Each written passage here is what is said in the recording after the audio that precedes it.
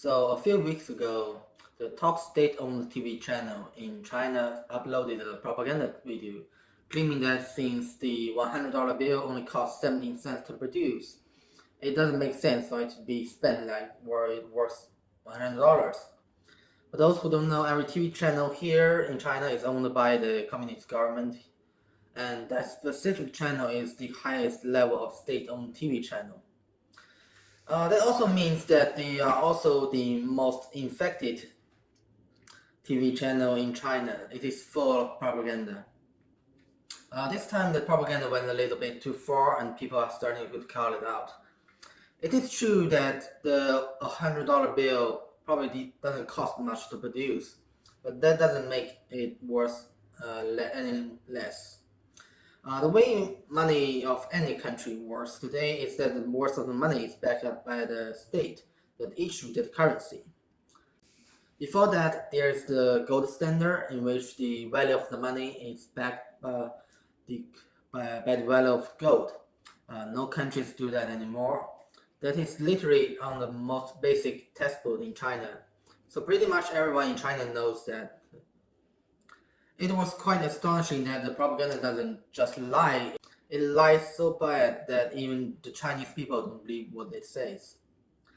The reason why US dollar was as much as it says on a piece of paper is because the US government is backing up.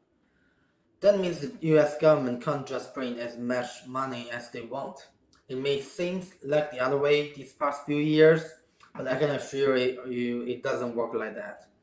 If you pay close attention to financial news, you will notice the intense rate increase that has been happening in the last year. That is essentially the US government backing up the value of the US dollar. Rising interest rate stops the inflation, thus stop the decline of the value of the US dollar. Inflation means the price goes up, you can buy less with the same amount of money, and the money you have lose value. When you don't stop the inflation, when you don't stop the money from losing value, you end up in the same situation as Turkey or worse, as Zimbabwe, where the government can no longer get back the value of the money. The local currency basically goes into free dive and actually worth about the same as the cost paper that it takes to produce it.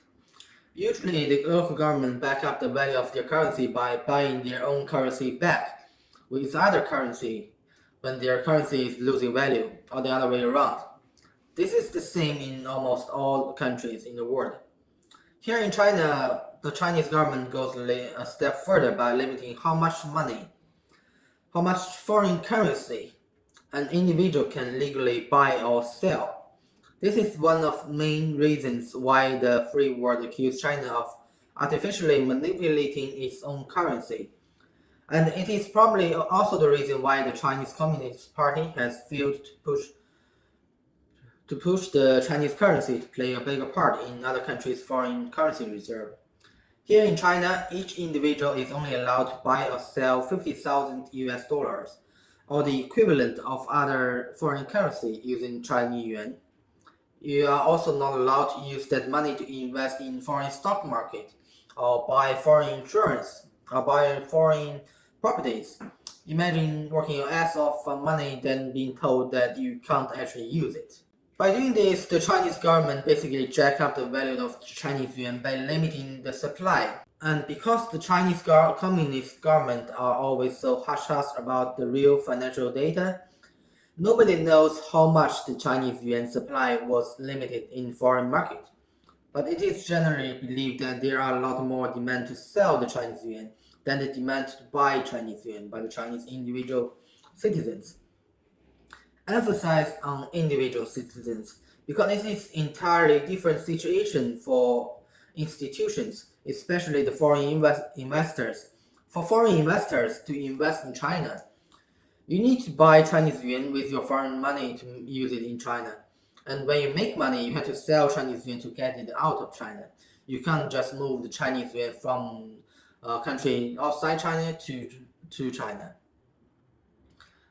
Both are limited by the Chinese Communist government. They want your money to stay in China. In the good years, when they are coming in and then going out, this creates more demand to buy Chinese yuan, balancing out the demand from Chinese individuals who want to sell the Chinese yuan, at least partially. You see, despite all the foreign investors betting big on Chinese economy, the Chinese citizens, especially the well-educated, the rich, the powerful, knew exactly how shitty the Chinese economy has always been and always will be. It took a pandemic for the foreign investors to gradually realize the same thing. That is why we are seeing companies like Apple and Panasonic all gradually withdrawing their investment, which means there is an increasing demand to sell Chinese yuan by these investors. Now, coming back to the absurd propaganda piece that we talked about earlier, the reason why this propaganda came out recently is probably because the Chinese yuan has been gradually losing value in the past year, specifically against US dollar and euro. With foreign investment and supply chain moving out of China, the Chinese Communist government has a lot of pressure to stop the Chinese yuan from losing value. One way to do that is those propaganda pieces trying to demonize the US dollars. Officially, China has one of the biggest foreign exchange reserves in the world, but that has been on steady decline since Xi Jinping took power. Though it has a big reserve, there are a lot of shady details surrounding the foreign exchange reserve in China. First, the Chinese local government and banks has a lot of bad debt. Some money was lent to local investment that was intended to local government was great instead of actually making money.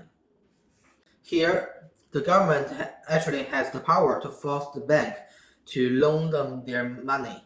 Some money was lent to foreign countries that very likely will default on its debt. Those were done for foreign support, basically a bribe, part of the Belt and Road Initiative that led by President Xi of China and went nowhere.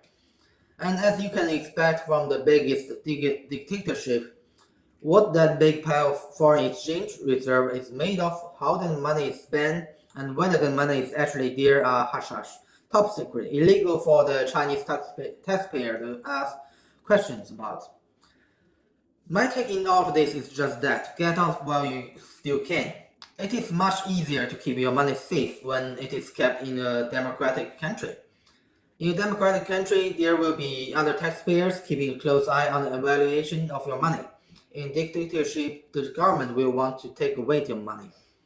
If you have any doubt, just search Tesla in China. So before Tesla came to China to invest, the communist government is all smiley, ass-kissing, and cutting red tapes for Tesla. They gave Tesla a big loan. Now that Tesla is here, the Communist Party suddenly wants a say in what Elon Musk can say on Twitter. Or ask Mark Mobius, who didn't start complaining when I planned this video.